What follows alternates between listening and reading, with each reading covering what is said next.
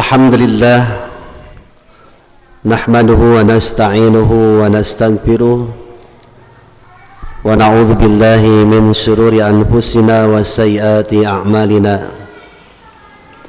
May yahdihillahu fala mudhillalah wa may yudlil fala hadiyalah. Wa asyhadu an la ilaha illallah wahdahu la syarikalah wa asyhadu anna Muhammadan abduhu wa rasuluh, amma ba'd. Faqala Allah ta'ala fil Qur'anil Karim, a'udzu billahi minasy syaithanir rajim. Kana an-nasu ummatan wahidah faba'atsa Allahu an-nabiyyin mubasysyirin wa mundhirin wa anzala ma'ahumul kitaba bil haqq liyahkuma bainan nas fi makhtalafu fihi wa makhtalafa fihi illa alladhina utuhu min ba'di ma ja'athumul bayyinatu baghyan bainahum fahadallahu alladhina amanu limakhtalafu fihi minal haqqi bi'idnihi wallahu yahdi man yasha ila siratim mustaqim. Am hasibtum an tadkhulul jannata wa lamma ya'tikum mathalul ladzina khalaw min qablikum massathumul ba'sa wad-dharra waz-zulzilu hatta yaqula ar-rasulu wal ladzina amanu ma'ahu mata nasrullah ala inna nasrallahi qarib. Wa qala Rasulullah sallallahu alaihi wasallam, Allahumma inni as'aluka al-afwa wal afiyah fi dini wa dunyaya wa ahli wa mali. Allahumma astur aurati wa amin rawati wahfadni min bayni yadayya wa min khalfi wa an yamini wa an shimali wa min fawqi wa a'udzu bi'azamatika an ugtala min tahti. Al-hadis rawahu Ibnu Majah. Hadirin ihwatu iman jamaah pengajian Masjid Al-Haq yang dirahmati Allah Subhanahu wa taala. Alhamdulillah pada malam Ahad ini, malam kedua di bulan Rajab tahun 1442 Hijriah, bertepatan dengan hari yang ke-13 di bulan Februari tahun 2021 Masehi. Dengan izin dan takdir Allah Subhanahu wa taala, alhamdulillah PJ Persis Balai Endah yang disponsori oleh Persistri Balai Endah bekerja sama dengan Dialog Islam kembali menggelar pengajian rutin yang biasa kita selenggarakan setiap malam Ahad dari ba'da maghrib hingga pukul 20 waktu Indonesia bagian Barat. Dan untuk menemani kebersamaan kita, baik jamaah Masjid Al-Haq yang hadir tepatnya di Jalan Adipati Agung, Kecamatan Balai Endah, Kabupaten Bandung, dan umumnya jamaah pengajian yang tidak bisa hadir namun nanti bisa menyimak rekaman pengajian ini di channel YouTube Dakwah Persatuan Islam, ataupun juga yang masih bisa live streaming di channel Dialog Islam TV. Terima kasih atas partisipasi dan kebersamaannya, dan mudah-mudahan kajian setelah salat maghrib ini menjadi tambahan ilmu dan wawasan bagi kita semua. Yang kedua, meningkatnya amal soleh kita. Yang ketiga, berubahnya perilaku, akhlak, tingkah laku dalam kehidupan kita, baik antar sesama umat Islam khususnya maupun sesama umat Islam yang beda agama dalam hubungan muamalah tetap kita harus memperlakukan mereka dengan baik selama tidak bercampur dengan masalah akidah dan keyakinan mereka. Dan yang terpenting adalah adanya perubahan tingkah laku dalam membangun, membina, mengayomi keluarga kita, suami, istri, bapak, ibu, anak, cucu, mantu, dan orang-orang yang berada di bawah tanggung jawab kita, agar mereka hidup dalam ajaran Islam yang dibingkai oleh keimanan yang sering turun dan kadang naik karena iman kita memang belum stabil. Mudah-mudahan itu yang kita harapkan. Jadi bukan sekedar menggugurkan kewajiban, tapi betul-betul ada perubahan tingkah laku, khususnya bagi pemateri, umumnya bagi kita semua. Itulah yang disebut dengan keberhasilan belajar mengajar. Dan pada malam ini saya diminta oleh panitia pengajian dari PJ Persis Balai Endah ya, untuk menyampaikan dua ayat yang termaktub di dalam surat Al-Baqarah ayat 213 dan 214 yang tadi saya bacakan baik ketika sholat maghrib dan juga barusan setelah muqaddimah. Dan saya mengambil tema atau judul dari dua ayat ini, intisarinya bahwa iman bukan sekedar angan-angan untuk menggapai surga. Kalau melihat beberapa catatan tafsir para ulama ahli tafsir, pada asalnya ayat ini diberi judul tentang manusia itu butuh kepada Rasul ketika mereka bermasyarakat, mengajak orang-orang beriman agar hidupnya selamat dunia sampai akhirat. Itu kalau judul dari para ulama ahli tafsir. Tapi saya mengambil intisarinya bahwa iman itu bukan sekedar angan-angan. Kenapa? Sebab seringkali kita berhayal, mengangankan, menginginkan. Angan itu seperti ingin masuk surga tetapi tidak mau menempuh jalan ke surga yang penuh dengan onak, duri, rintangan, ujian, tantangan. Terutama tantangan dan ujian ini datang dari keluarga kita sendiri, yang paling berat itu. Oleh karena itu maka melalui surat Al-Baqarah ayat 213 sampai 214 kita coba bedah ada apa pesan dan kesan dalam dua surat itu, dalam dua ayat itu. Baik, sesuai dengan metodologi cara menafsirkan, menjelaskan ayat Al-Quran, para ulama sudah memberikan satu arahan ya, supaya tidak ngalor ngidul, supaya tidak simpang siur, tetapi notog kasaban babatok, artinya sampai kepada tujuan. Baik, kita bicara dulu sababun nuzul, sebab turunnya ayat. Surat Al-Baqarah ayat 214. Kenapa ayat 213-nya tidak ada sababun nuzul? Itu menunjukkan bahwa ayat Al-Quran turun tidak selalu diikuti dengan sebab.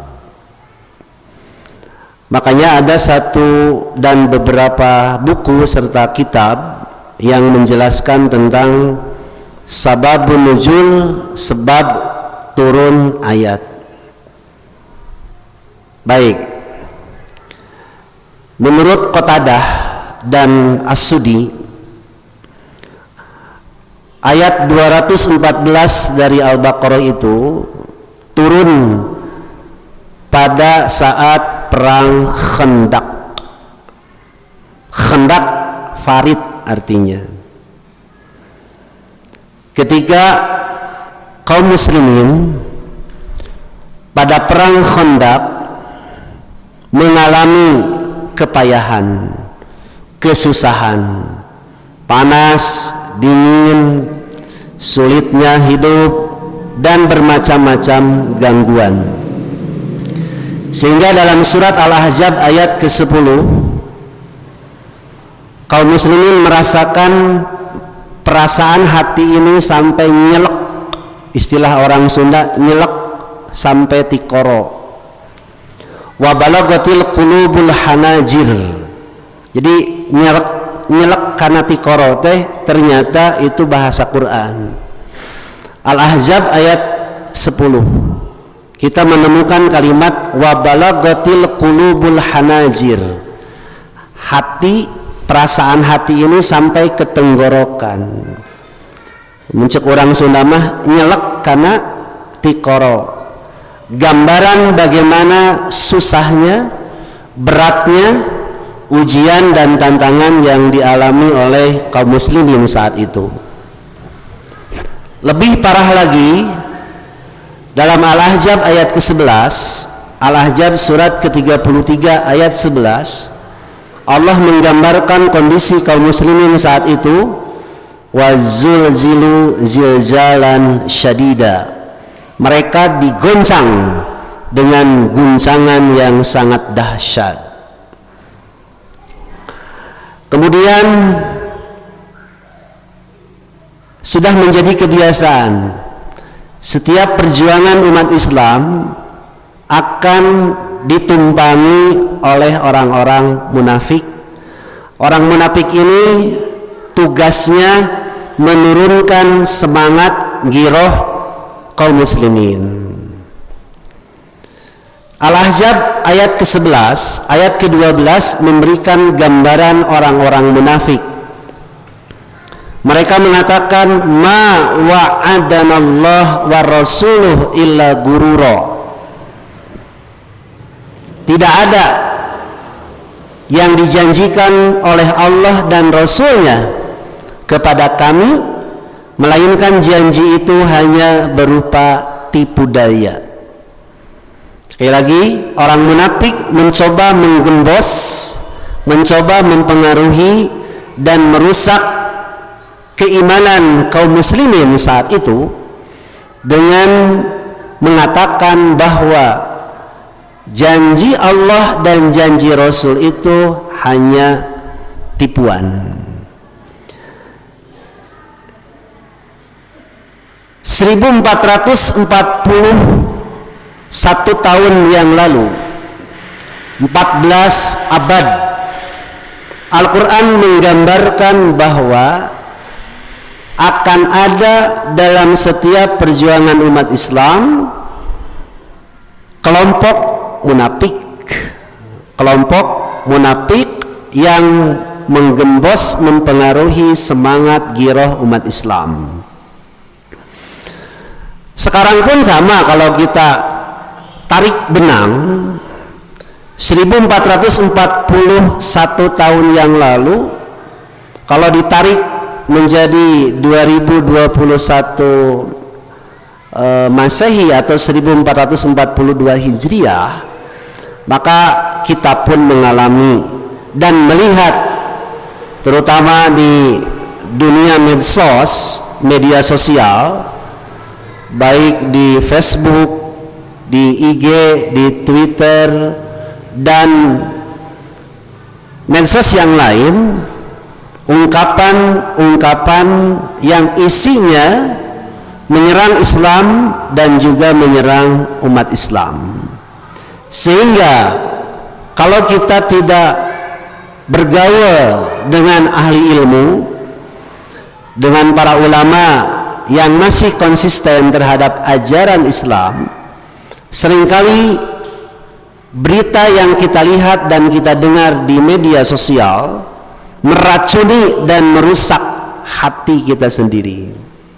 Makanya ada anjuran dari para ulama bagaimana supaya kita cerdas, supaya bisa memilah dan memilih tayangan, tontonan, berita yang disampaikan di medsos tersebut. Namun demikian, dalam setiap perjuangan, di samping ada orang munafik, ada juga orang mukmin yang masih siddiq, yang masih benar, yang masih konsisten keimanannya. Mereka mengatakan hadza ma wa'adanallah wa rasuluhu. Inilah apa yang dijanjikan oleh Allah dan Rasulnya. Wa sadaqallah wa rasuluh, dan benar-benar Allah dan Rasulnya tidak pernah menyalahi janji. Wa ma zadahum illa imanan wa taslima.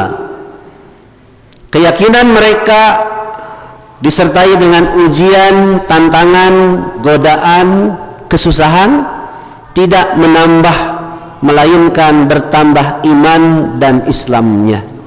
Itu gambaran dari surat Al-Ahzab ayat ke-22. Dan itulah yang menjadi sebab nuzul, sebab turunnya Al-Baqarah ayat 214. Masih berbicara tentang sababun nuzul, sebab turunnya ayat.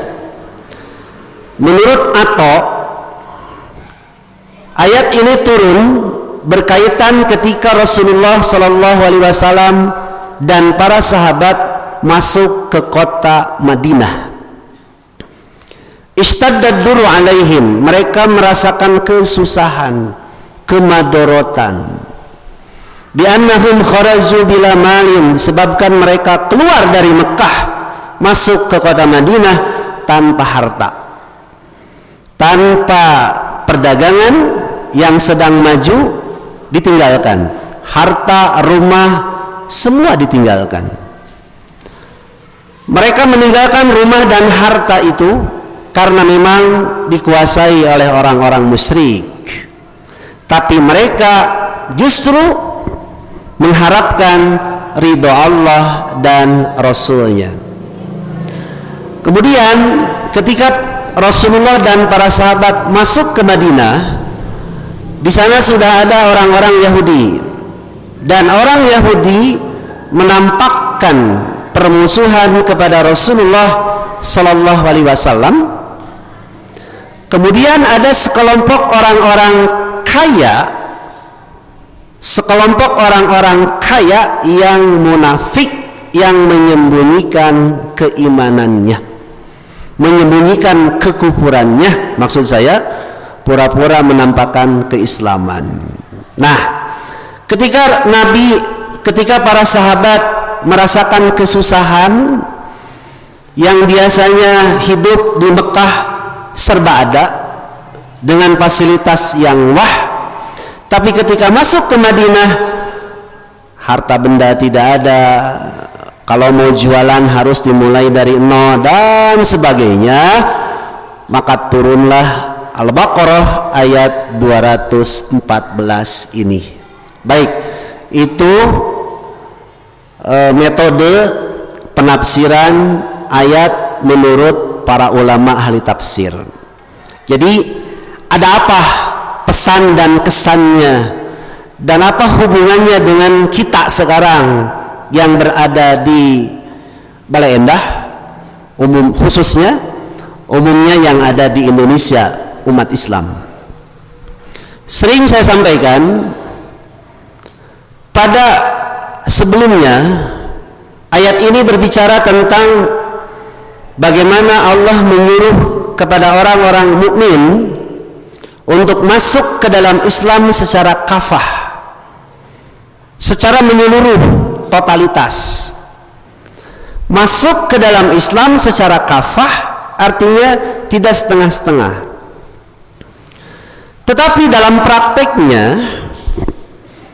ada ajaran Islam yang tidak bisa dipraktekkan, tidak bisa diamalkan kecuali mesti melalui pemerintah, mesti melalui kekuasaan. Sehingga kita belum bisa sebenarnya Islam atau masuk ke dalam Islam secara kafah, karena ada bagian ajaran Islam yang harus dilakukan melalui kekuasaan, ya. Nah, kemudian untuk masuk ke dalam Islam secara kafah ini butuh kepada arahan, butuh kepada petunjuk, butuh kepada rambu. Petunjuk yang dimaksud adalah Nabi dan Rasul. Baik, dulu manusia secara umum, Bani Adam, memerlukan kepada petunjuk agama. Lalu Allah memberikan nikmat kepada mereka dengan mengutus Rasul yang tugasnya memberi kabar gembira tentang surga dan fasilitasnya. Tugas kedua, mundirin, memberi peringatan neraka, siksa, dan sebagainya. Tujuannya adalah mengeluarkan manusia dari kegelapan kepada terang benderang, agar manusia nanti di hadapan Allah bisa memberikan hujah, bisa memberikan penjelasan bahwa kami hidup di dunia sampai selamat di akhirat ini berkat adanya Rasul. Petunjuk tertulis ada dalam kitab, ya, petunjuk tertulis yang disebut dengan juklis. Petunjuk pelaksanaannya ada di dalam diri Nabi dan Rasul. Baik, umat manusia pada zaman dulu, Bani Adam, sebenarnya itu sudah ada dalam satu ajaran yang satu, agama yang lurus, akidah yang benar, syariat yang satu, yaitu agama Islam. Tapi kemudian mereka ikhtilaf, terjadi perselisihan, dan untuk mengatasi perselisihan itu Allah mengutus Nabi dan Rasul sebagai pemberi kabar gembira dan juga pemberi peringatan. Baik, menurut para ulama, jumlah Nabi dan Rasul itu, jumlah Nabi itu ada sekitar 124.000 orang. 124.000 orang Nabi. Sementara Rasul jumlahnya ada 313 orang. 18 Rasul disebutkan di dalam Quran. Rasul yang pertama adalah Adam. Rasul yang pertama adalah Adam menurut hadis Abu Dzar. Sedangkan menurut hadis yang lain, Rasul pertama itu adalah Nabi Nuh alaihissalam. Kenapa disebut Nuh? Sebab umatnya yang pertama kali disiksa adalah umat Nabi Nuh. Menurut pendapat yang lain, Rasul pertama adalah Nabi Idris, karena Idris mengajarkan baca tulis kepada manusia. Baik, nah, sebelum Nabi dan Rasul diutus, manusia itu untuk mengetahui ini benar, ini salah, untuk memenuhi kebutuhan, untuk melengkapi kekurangan, mereka diberi akal. Mereka diberi akal sehingga bisa membedakan ini benar, ini salah. untuk memenuhi kebutuhan, butuh kepada orang lain. Di sanalah terjadilah kemasyarakatan atau hubungan interaksi sosial. Sebelum ada Nabi dan Rasul, manusia sudah tahu ini benar, ini salah menurut akalnya. Manusia butuh kepada orang lain menurut akalnya. Butuh sandang, butuh pangan, butuh papan, sehingga dia tidak bisa hidup secara menyendiri, tetapi mesti berjamiah, mesti berjamaah. Tetapi penyakit hasud, baik, ini ternyata penyakit hasud, iri, dengki, di dalam memenuhi kebutuhan pokok, sandang, pangan, papan. Sandang itu apa? Pakaian ya. Pangan, makanan, papan, rumah. Ternyata penyakit manusia itu dari dulu sampai sekarang, terjadinya persaingan hidup sehingga dia menjadi curang, sehingga dia menjadi dolim, sehingga dia merampok, membunuh untuk memenuhi kebutuhannya itu dilantarankan karena iri dengki.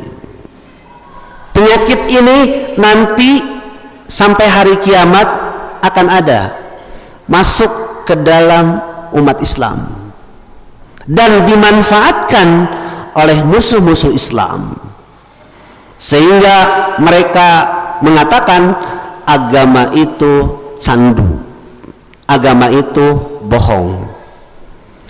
Ceritanya begini, konon katanya ada orang miskin sakit datang ke gereja minta bantuan, tapi tidak diberi bantuan, tidak diberi bantuan.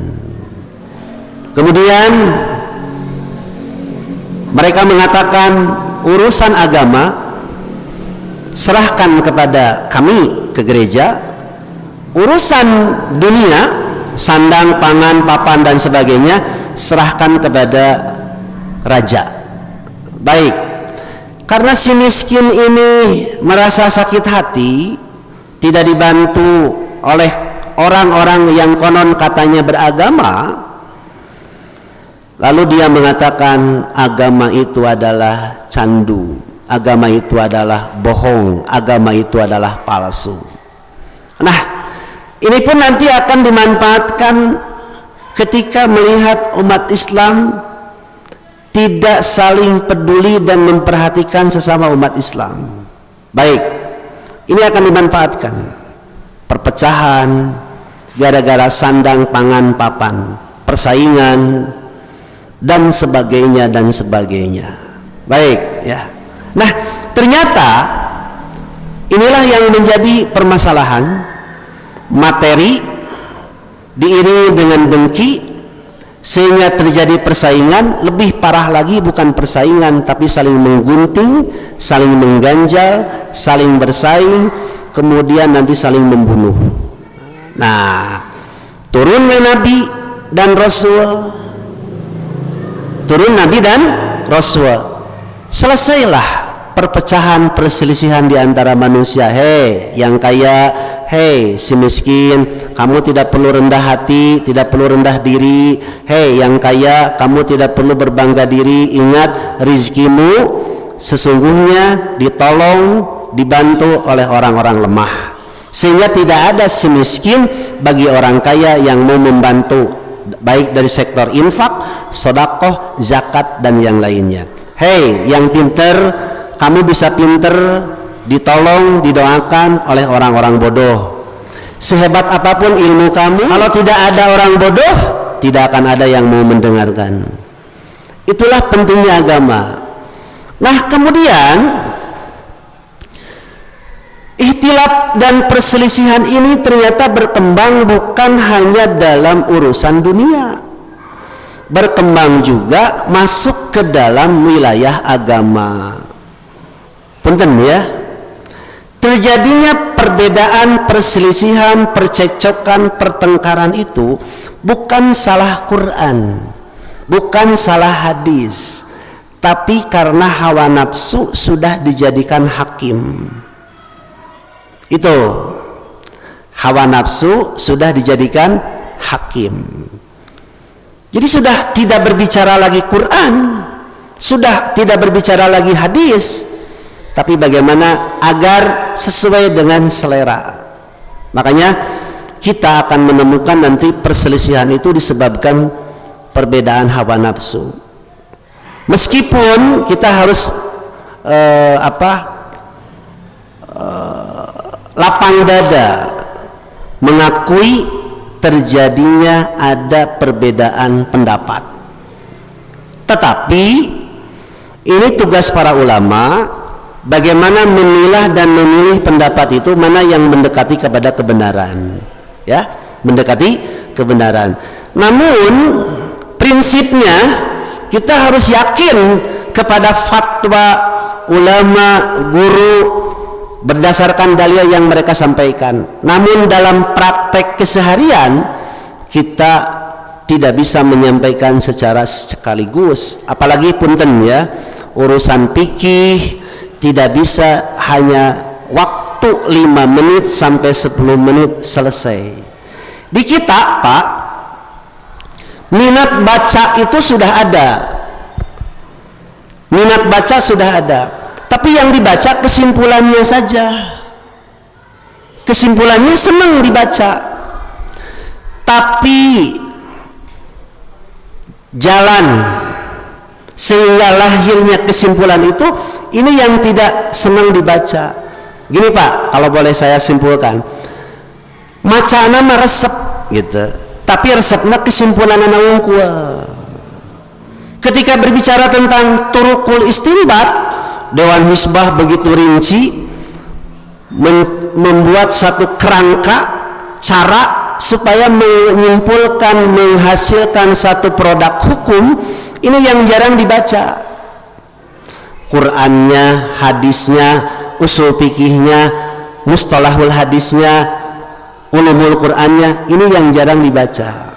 Makanya sekarang Dewan Hizbah memberikan satu buku pedoman yang disebut dengan Turukul Istinbat, dan bagi anggota Persis, jamaah Persis wajib membacanya.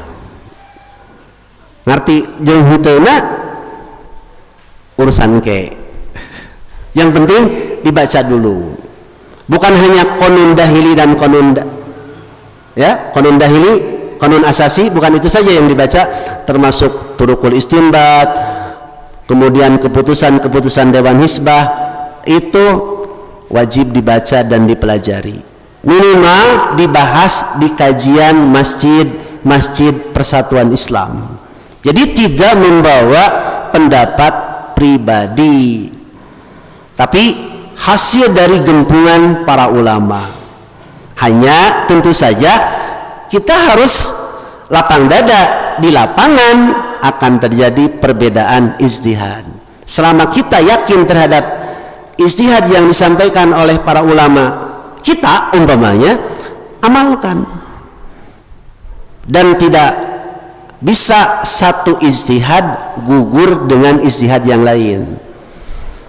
Fatwa Persis, Muhammadiyah, NU ada perbedaan, tidak bisa gugur fatwa Persis dengan NU, NU dengan Persis, NU dengan Muhammadiyah, karena masing-masing kalau berbicara ijtihad. Ijtihad itu begini Pak, begini ijtihad itu. Para ulama mencari dalil, meneliti dalil.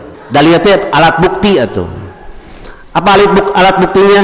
Quran, hadis, kaidah fikih, kaidah usul, itu diteliti, pendapat para ulama diteliti, kemudian dipilih mana yang mendekati.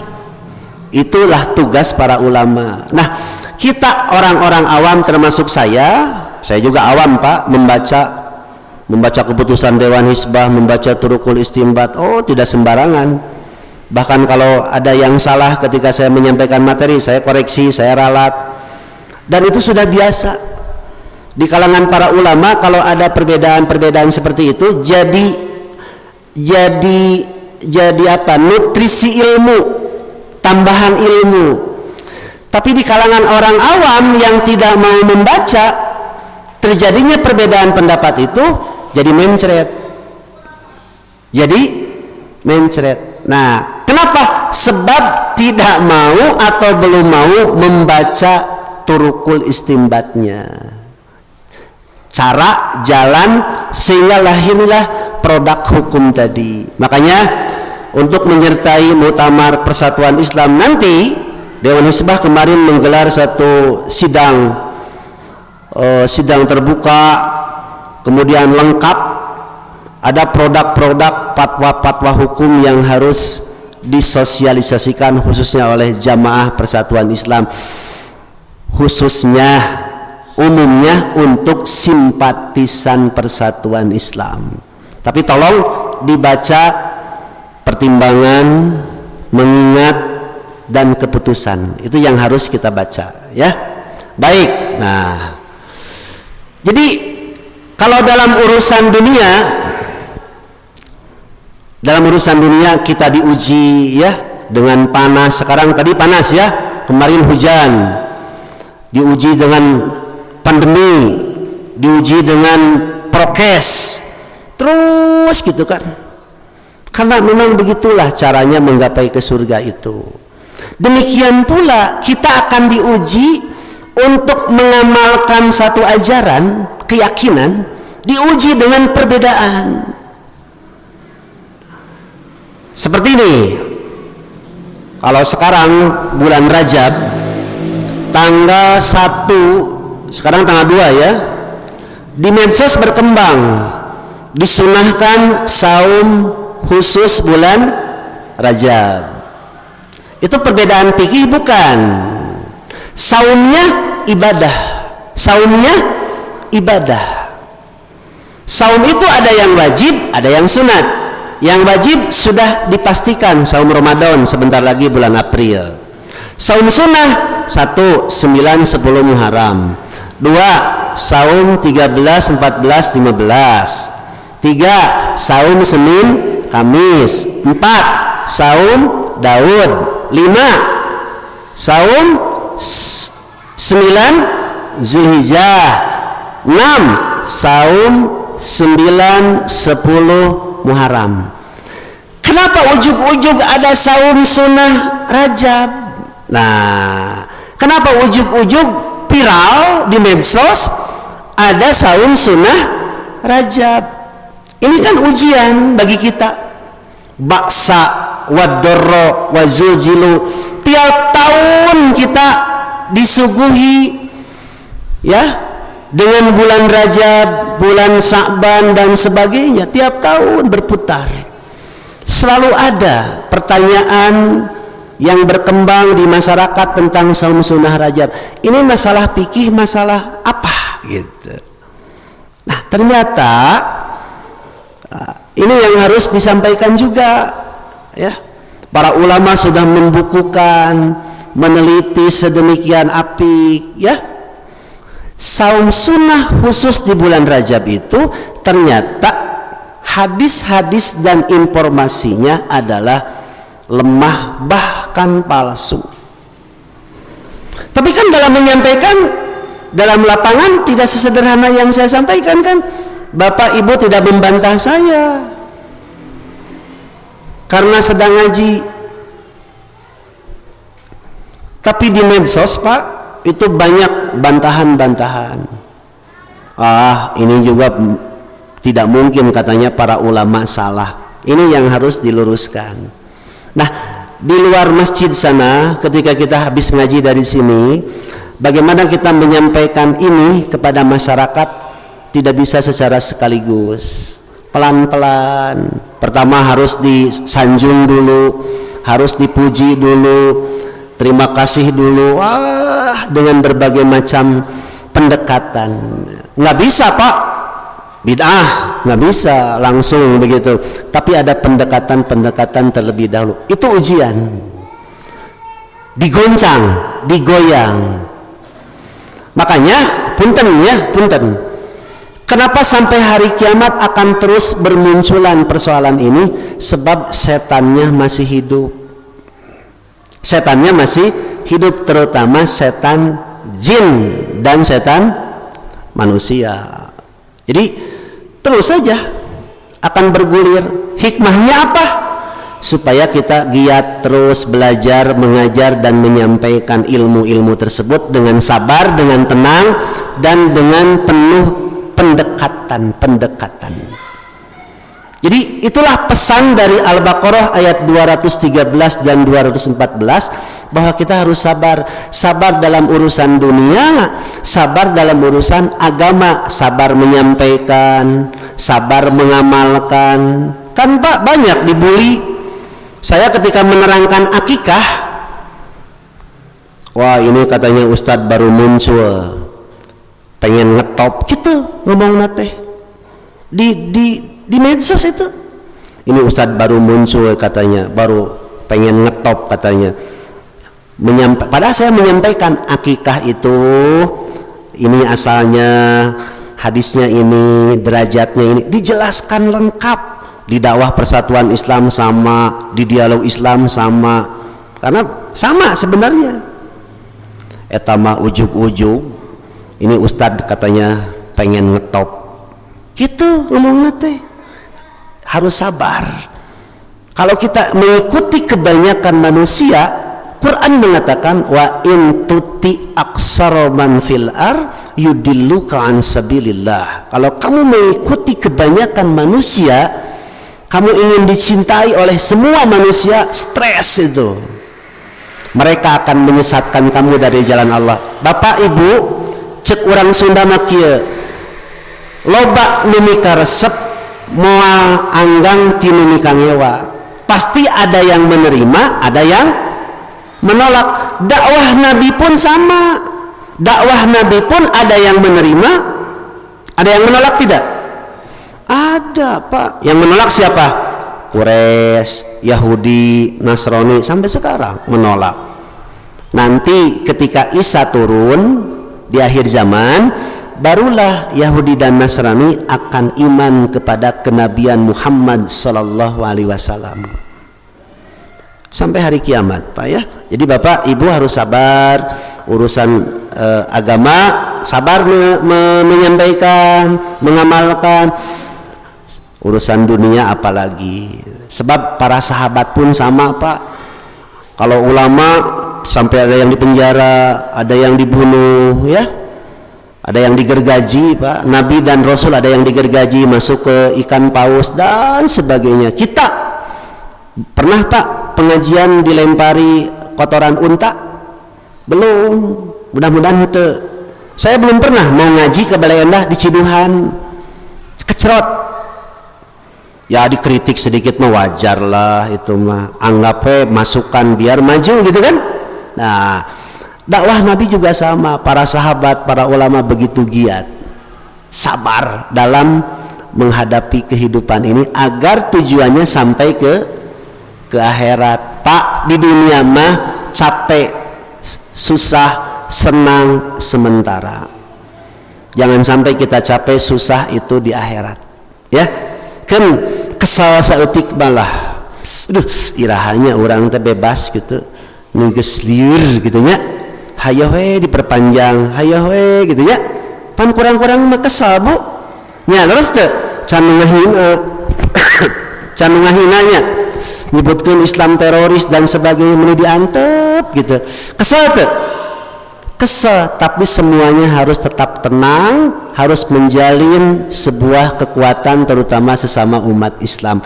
Itu pesan dan kesan yang disampaikan dalam surat Al-Baqarah ayat 213 sampai 214. Saya lupa ketinggalan proyektor atau infocus ya. Dan kalaupun nanti disampilkan ternyata Arab gundul semua. Jadi saya Pak lemah dari segi menulis, tulisan tangan, bahasa tulisan saya lemah. Tapi kalau urusan ngomong, bagaimana supaya sampai kepada tujuan, insya Allah bisa. Kumaha kaharti teh ayatnya tadi teh, kaharti teh, kaharti meren. Nah, tapi saya tak bisa nulis mah, hanya bisa menyampaikan secara lisan gitu. Jadi am hasibtum an tadkhulul jannata walamma ya'tikum masalul ladzina khalau min qablikum massathumul ba'sa wad darra wa zulzilu. Kita jangan sangka ingin masuk surga tetapi tidak mau diuji dengan kesusahan, kepayahan, sampai digoncang iman kita itu digoncang. Itu ayah henteu gitu. Allah teh ya, Allah teh memberi pertolongan tidak gitu. Kenapa? Sampai iman kita zulzilu goncang. Tapi kata Allah, ala inna nasrallahi qarib. Ingat, pertolongan Allah itu dekat. Sabar, tenang, merapat dan mendekat kepada Allah Subhanahu wa taala. Saya kira sebagai pesan dan kesan dari Al-Baqarah 213 sampai 214 ini cukup. Insya Allah nanti kita kembangkan setelah sholat isya berjamaah. Kita ambil intisarinya. Intisarinya sebenarnya pertama, manusia mengalami ikhtilaf, perbedaan, perpecahan dikarenakan karena hasud dan dengki dalam urusan dunia. Ikhtilaf yang kedua datang ketika Nabi dan Rasul turun membawa Alkitab, membawa pedoman, dan ternyata yang menjadi pendorongnya pun sama, yaitu bagian karena ada kedengkian.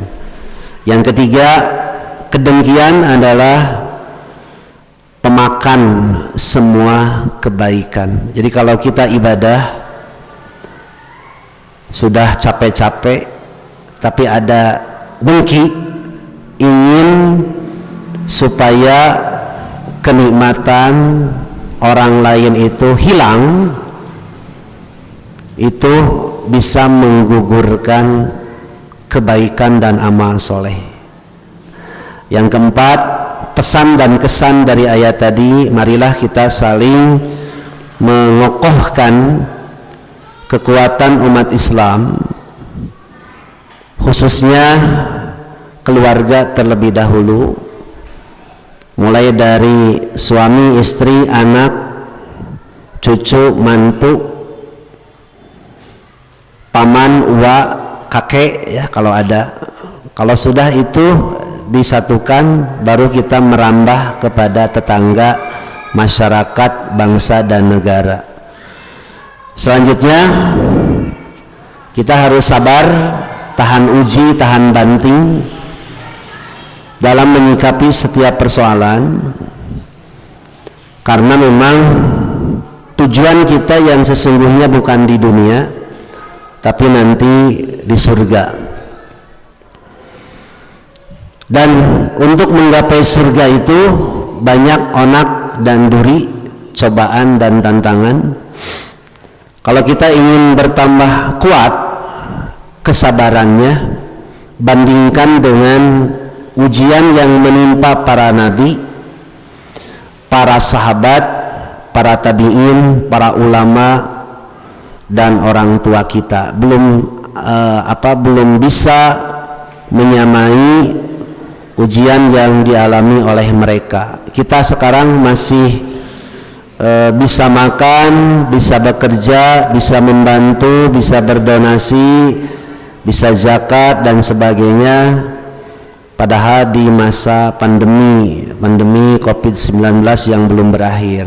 Di daerah sana mereka betul-betul sedang jatuh ya.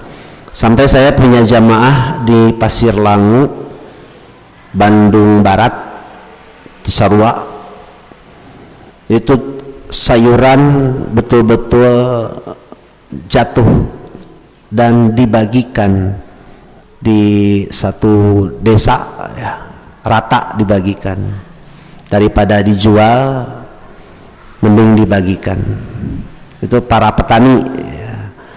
Kemudian kita harus lebih dekat dengan orang-orang miskin, orang-orang yang bawah dari kita agar lebih banyak bersyukur, ya, lebih banyak bersyukur. Tolong jaga perutnya, sebab kalau perutnya kosong mudah tersinggung. Perut kosong itu mudah tersinggung, sehingga berpikirnya pun tidak jernih, ya. Makanya kenapa nanti di bulan saum Ramadan, ketika kita sedang saum, yang paling berat itu bukan menahan lapar dan dahaga, tapi paling berat itu adalah mengendalikan emosi. Waktu maghrib ditunggu 15 sampai 16 jam,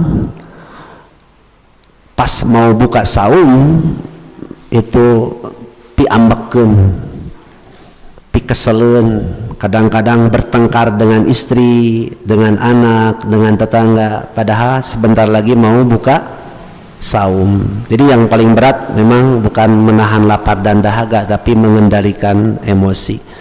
Kemudian kita berdoa untuk saudara-saudara kita yang terkena musibah banjir dimanapun, mudah-mudahan Allah memberikan kesabaran dan ketabahan serta cepat berlalu, ya, dari banjirnya. Dan alhamdulillah Balai Endah sekarang tidak banjir, ya, karena ada upaya dari pemerintah. Yang dulu kalau musim hujan itu orang Balai Endah pasti endah dengan kebanjiran, sekarang tidak terlalu gitu, ya. Belum ya Pak, mudah-mudahan tidak, ya, tidak. Saya juga lewat ke Ciputat, Andir dan sebagainya, aman, terkendali. Kemudian yang terkena COVID juga, ini COVID-nya murni, ya, jangan sampai jadi aib, jadi malu, jadi aib, malu, insya Allah tidak akan nular kalau kita bisa menjaganya. Jadi kalau ada saudara kita yang positif COVID-19, betul-betul hasil swab dan sebagainya, kita beri support, dukungan bahwa itu akan sembuh, ya, akan sembuh. Kemudian yang terakhir, jaga imun, iman dulu sebenarnya, imun aman gitu. Kalau imannya turun, imunnya turun, ya. Jadi tetap kita harus berbaik sangka kepada Allah Subhanahu wa ta'ala. Yang terakhir sekali, rekayasa kebohongan, tipu daya, makar pada akhirnya akan dibongkar oleh Allah Subhanahu wa ta'ala. Jangankan nanti di akhirat, di dunia pun sudah diperlihatkan. Tidak perlu kita memohon agar Allah menurunkan siksa kepada mereka, entah pada akhirnya Allah akan membongkar dan menyiksa tipu daya mereka. Lebih kurang saya mohon maaf atas kesalahan dan kekurangan, dan kita disiplinkan waktu, ya. Jangan terlalu malam. Bapak Ibu pulang sehat selamat, jangan lupa nanti malam mudah-mudahan Bapak Ibu mendapatkan undangan khusus dari Allah untuk sholat malam. Tidak setiap orang mampu mendatangi undangan khusus dari Allah Subhanahu wa ta'ala, hanya orang-orang tertentu. Namun apabila kita terlambat sholat malam, jangan lupa sholat rawatib, sholat subuh, duhur, maghrib, isya, yang ada rawatibnya, ya, yang ada rawatibnya itu dilakukan. Ditambah lagi dengan sholat sunnah duha, sholat syukur wudhu. Ternyata lemah dari segi sholat sunnah, ada saum sunnah. Saum sunnah pun lemah, baca Quran, terbata-bata pun nggak apa-apa.